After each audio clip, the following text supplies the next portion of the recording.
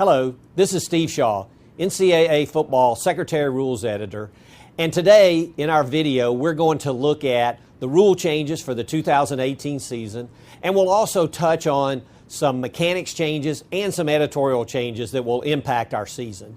Now, we're going to use primarily a PowerPoint, but we'll have video to accompany many of the rule changes, so let's get straight into it. Now, as a reminder, we are in a 2-year rule cycle. So what that means is 2018 is an on year, so any type change, not only related to player health and safety, but anything relating to the playing rules of the game for strategy can be considered. And I think that not only football officials, but commissioners, coordinators, the coaches groups, and the competition committee has really good input.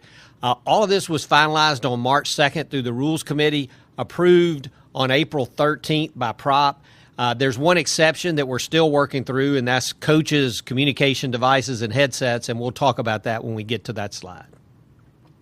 Now, a change that actually occurred last year but is going to take effect this year, and this is one that's so important that we are very consistent in, and that is knee pads must be covered by the pants and the knee pads must completely cover the knees. Now, let's talk about what we mean by that. Any knee pad that comes to the top of the knee obviously does not meet this, and then we're going to send that player out of the game. And basically our process is if the player's not wearing his equipment properly, then he's got to go out of the game, very similar to helmet off, although we are not going to stop the clock. He's got to go out of the game. He must stay out of play, and then if he gets his equipment corrected, then he can come back in the game. Now, we all know that the player can come back in without missing a play if the coach or the team takes a charge team timeout and the player makes his equipment legal. So be aware of that. Obviously, you can't do that on an injury, but certainly when it relates to equipment, helmet off, if the team calls a timeout and they correct the problem, the player can come back in.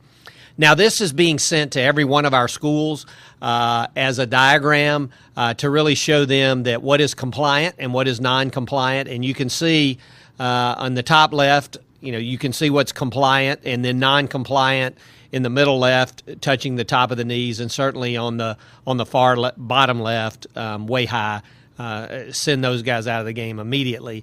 And then just one other point of note around equipment. As you see on the top right, a player wearing his jersey up, where he's showing his stomach, that's not compliant. Certainly now when they wear T-shirts hanging out below the jersey is not compliant, and the back pads. And I would recommend on the back pads, if you can work with them and help them get that covered, because many times that just comes uncovered during play. But these T-shirts or players that wear their shirt way up, we need to send them out of the game. Now, just a couple things before we actually get into the playing rules of the game on the field. Just be aware that there's changes on the field in what's allowed with decorative markings and advertising. Namely, the biggest change here is that now a commercial entity or an individual that's purchased naming rights to the facility, then their company-specific logo can be painted on the field, but in no more than 2 of the flanking locations. And it cannot be in the center of the field during regular season play. Now, a couple of things that were changed as far as jerseys. Now you can have officially a graduate or academic recognition as part of your institutional or conference logo. A C is by rule now allowed on the jersey to identify a team captain. And then as we get into the 2019 season, we're going to allow the college football 150th anniversary mark to be on the jersey. But probably most importantly for Division I schools, the competition committee has created a new uniform review process. And this is now school must submit electronically every uniform combination that they're going to wear for the season. And hopefully this will help us catch those situations where the number is not in contrast with the jersey, or these light grays that may not have contrast to a white. So a lot of that will be approved up front. So here's a couple of examples in video. So here's a situation. Now this was a Division II game, but as you can see here, the home team is wearing gray, the visitors are wearing white. but really and truly, it's hard to distinguish that. They're wearing the same color pants, the same color jersey, only the helmets are different. So this would not be a jersey that we would approve in this situation. And then same thing here. Here's a situation where a team has got the same color number as the jersey up close, and it's got a border around it, but the rule says irrespective of the border, the number must be in contrast to the jersey. And so you can read it up close, but now when you get far away, you can't read any of the offensive players' numbers. So hopefully this competition committee review process will take care of most of these issues for us, but we need to be prepared to handle it when it arises.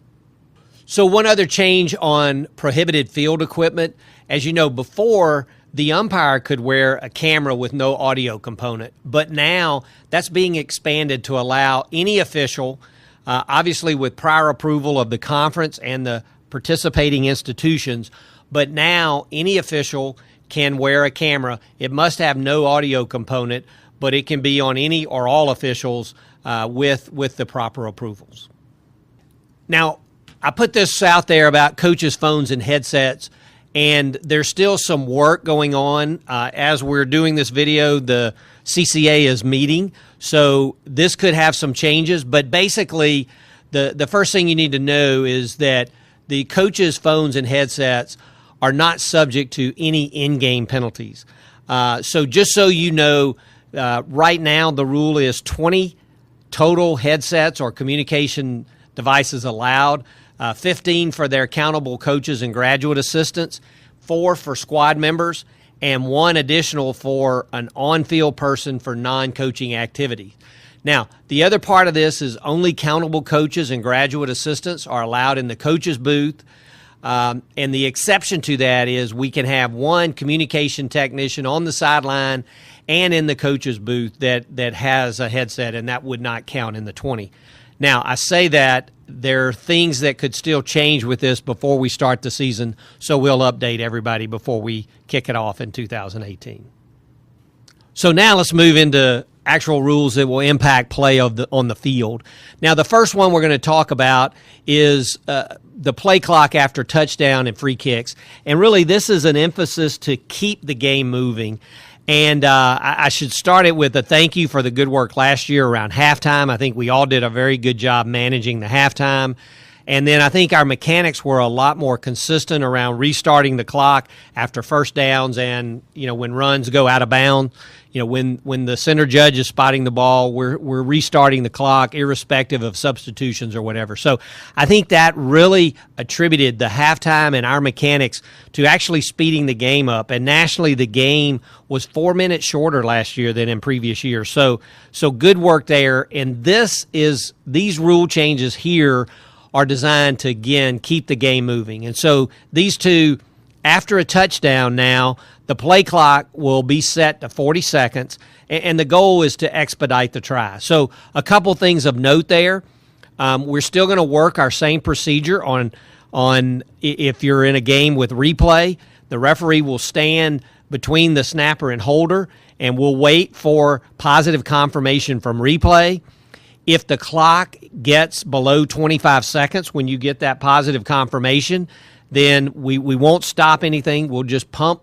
We'll give the pumping motion, reset the play clock to 25, and then move out and allow the offense to snap the ball.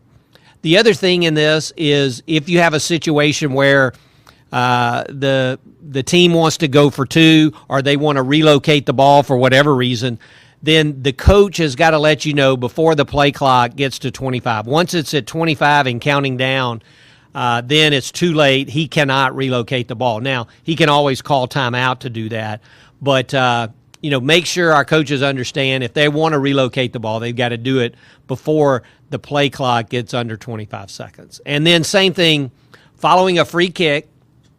So this is, a normal kickoff or a free kick after safety. The play clock will be set to 40 seconds after the return in order to restart play more quickly. So I think these will be 2 changes that will help us. Very similarly here, if there's a touchback on the kickoff and the coach wants to relocate the ball to left center, for example, then he has to let us know before the play clock gets to 25.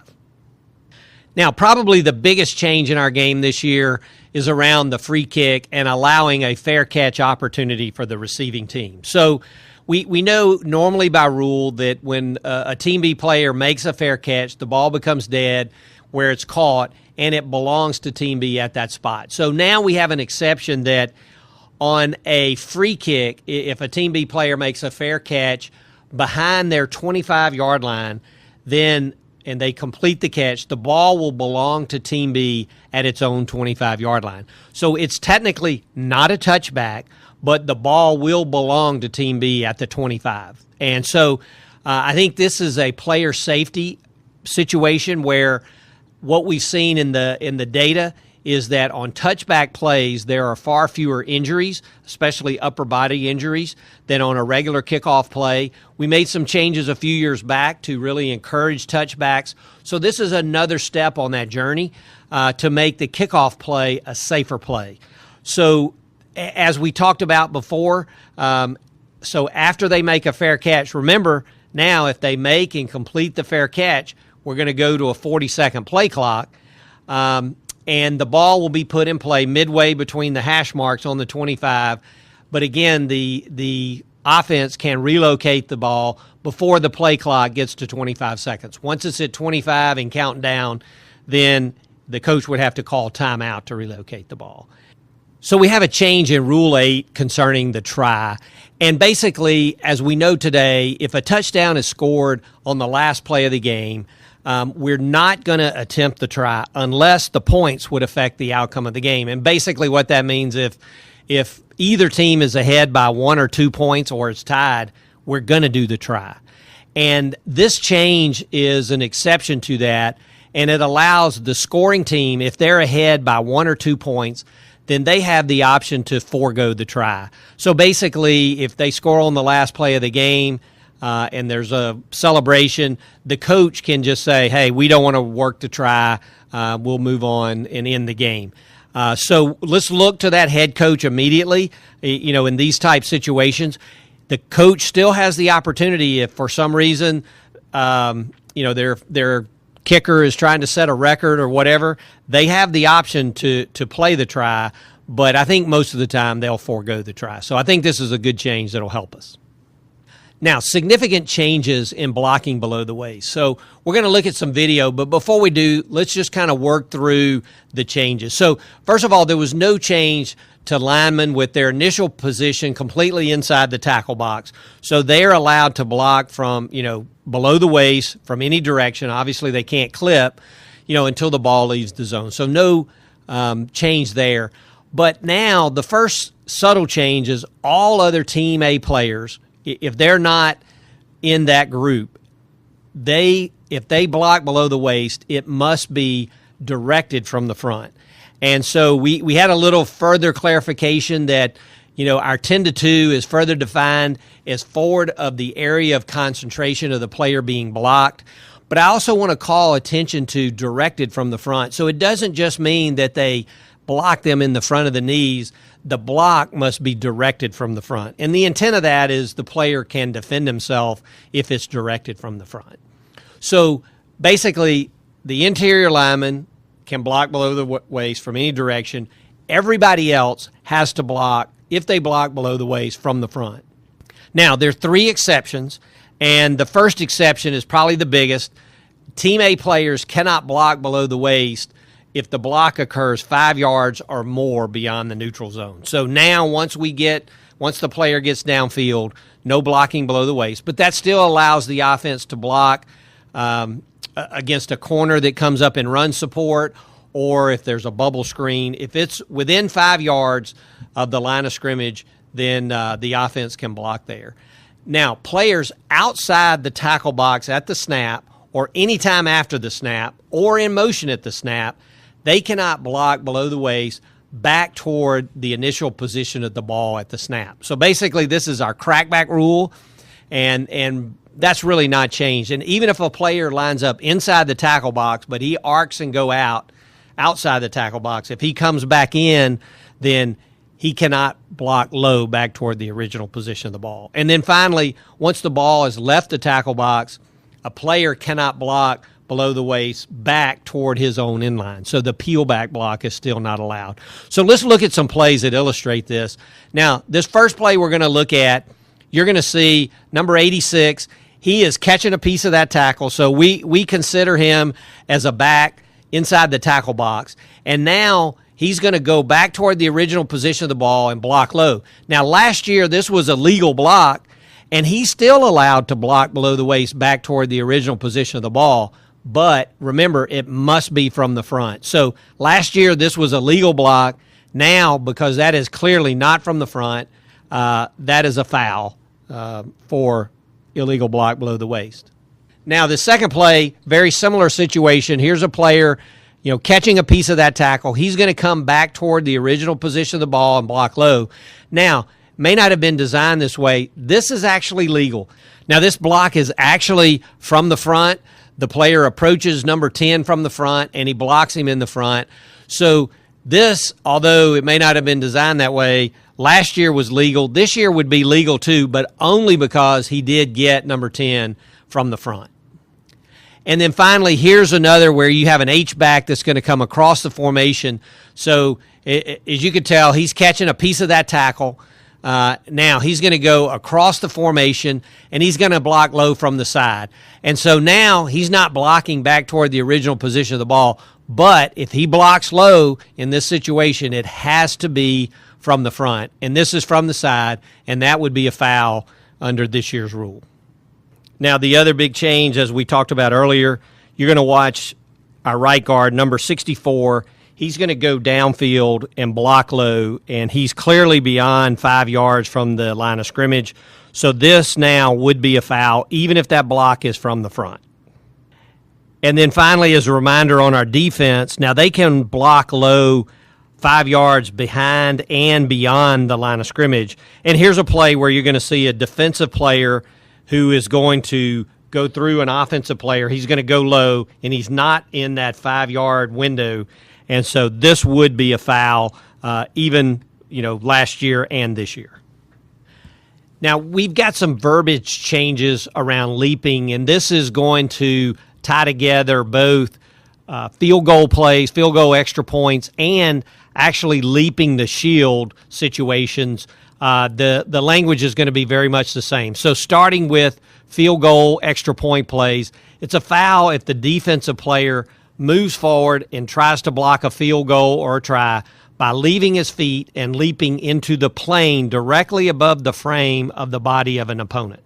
And we all know it's not a foul if the player was aligned in a stationary position within 1 yard of the line of scrimmage when the ball snapped. In that part, he can leap, do whatever. But if the guy runs forward and he tries to block the field goal by leaping, if he gets into the plane directly above the frame of his opponent, then it's a foul. And very similarly, on punt plays, situations inside the tackle box, leaping the shield, same language now, that if they leap into the plane directly above the frame of the body of an opponent, it is a foul. So let's look at a few plays. We're going to start with a couple punt plays. This first one you're going to see, clearly that's a leaping foul as he tries to leap and clearly gets above the frame of the player, of his opponent that's trying to block him, and so that's a foul. Here's another situation where we see a player leap. He's going to leap right over and get into the plane above the frame of his opponent, and that's a foul. Now, we also have a situation where if a player leaps through the gap, it's not a foul. And here's a great example of a player being able to leap through the gap.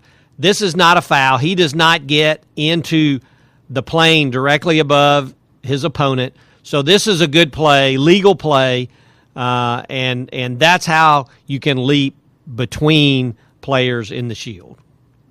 Now, here is the field goals extra points. We see this player running forward, and clearly he's going to leap, try to get over, and it's a player safety situation. As you can see, very dangerous play, and this is a foul. This still is a foul.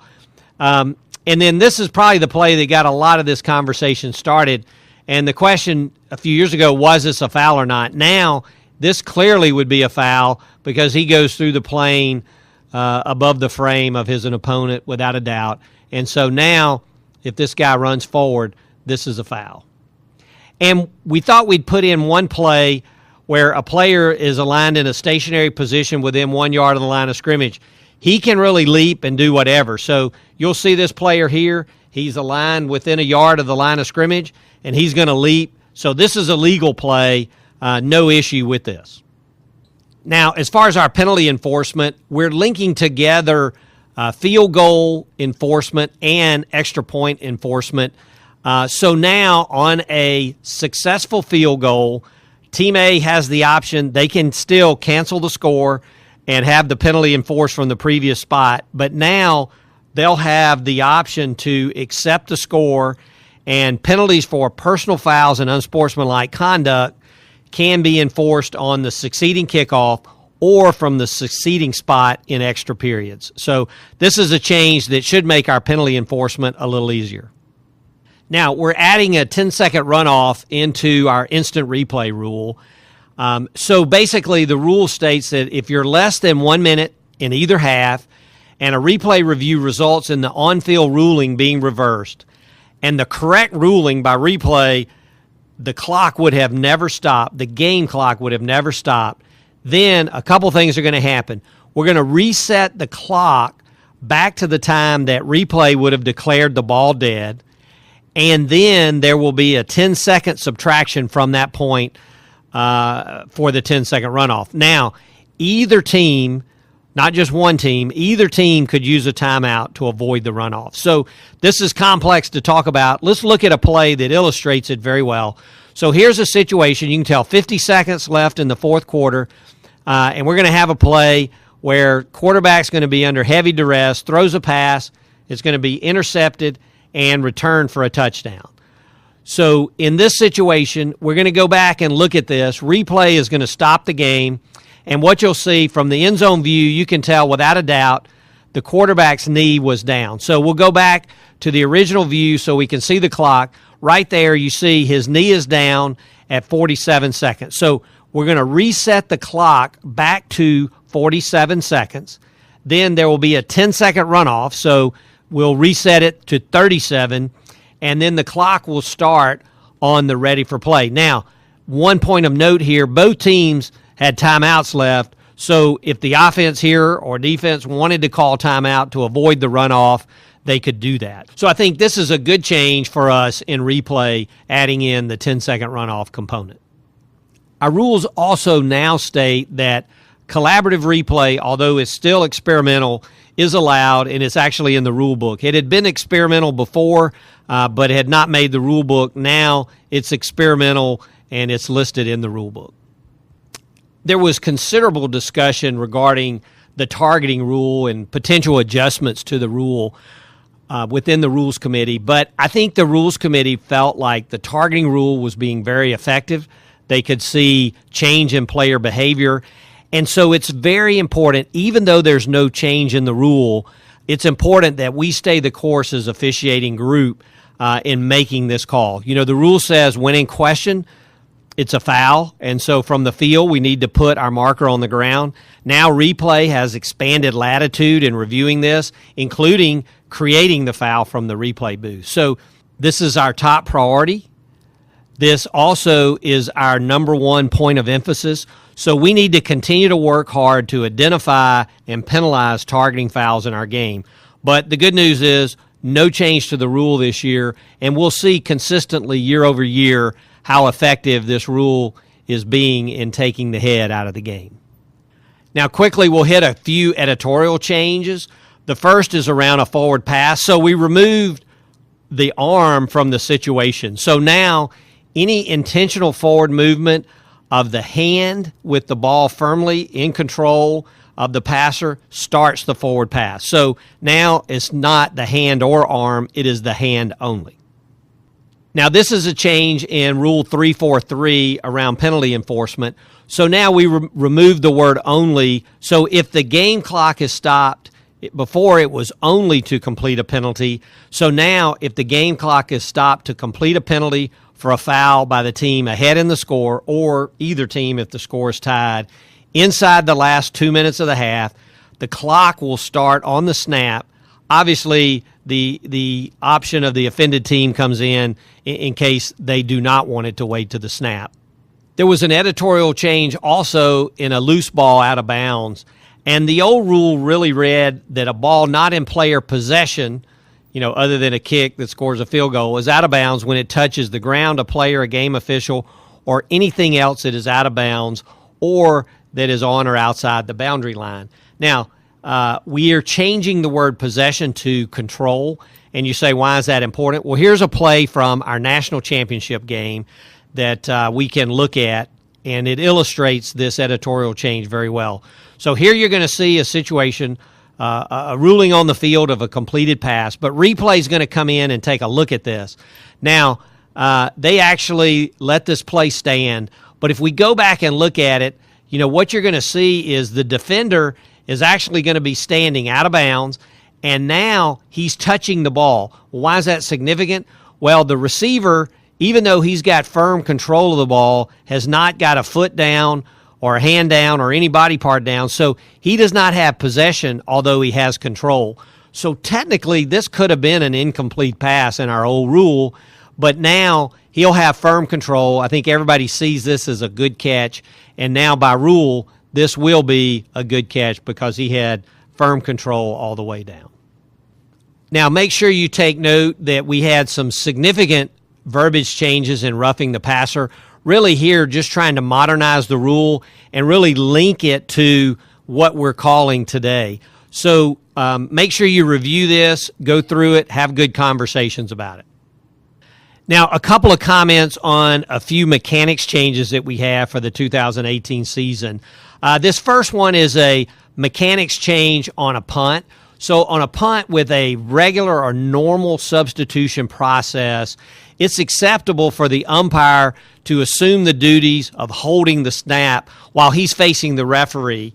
And then we would go through the same process here. Once he's released by the referee, he'll retreat back to his normal position and will allow the offense to snap the ball. But this will allow our center judge to get in formation much sooner. But let's spot the ball as we have. Many times the center judge may spot it and then transition the center over to the umpire in this situation. So this next change is listed under mechanics changes, but it's also a rule interpretation change. But it governs situations that, and this is an extreme circumstance where we have both teams leaving the team area to engage in something other than a fight. So it's just a rumble. People come off the bench, and we cannot identify the squad members that left the bench or stayed on the bench, but we know it's significant, and we have to work hard to get it all separated. But at the end, there's no fight. There's nobody that really can be identified in a fight, and also we really can't identify all players that came off the bench. So mechanically now, we can charge every player on both teams with an unsportsmanlike conduct foul. And so the significance of that, obviously, is any subsequent unsportsmanlike conduct foul is going to result in that player's disqualification. So really, in a situation, and as I said up front, extreme circumstance, the game is very chippy, and we have players leaving the team area too numerous to identify individually, then we can charge both teams with an unsportsmanlike. The fouls will offset, but it will put a counter on each one of those players. So here's a play that would illustrate that. We've got a kickoff play, and looks pretty routine. We're just going to have a touchback. But then, and actually it looks so routine, TV cuts away from it, and so we lose the video for a moment. But then when you come back, you can see this big rumble taking place. Our officials are in there doing a good job of keeping everybody separated. But now very, very difficult to identify all these numbers that are across the field. So in this situation, they attributed an unsportsmanlike to both teams. Everybody got a counter. And I think very important, you'll see the officials going and explaining the situation to the coach. Let them know that if anybody gets another unsportsmanlike, then they're disqualified. So this should really help us. Again, extreme circumstances, but it will really help us in games that are really chippy and beginning to get out of control.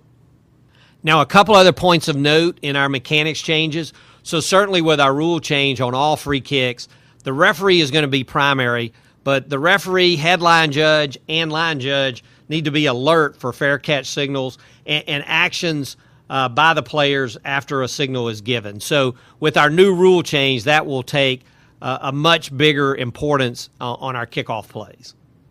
We're also including in our measurement mechanics that the referee should always face the press box to rule on the measurement and give any subsequent signal. We've got a continued emphasis on our referee substitution mechanics. Let's continue to do a great job there.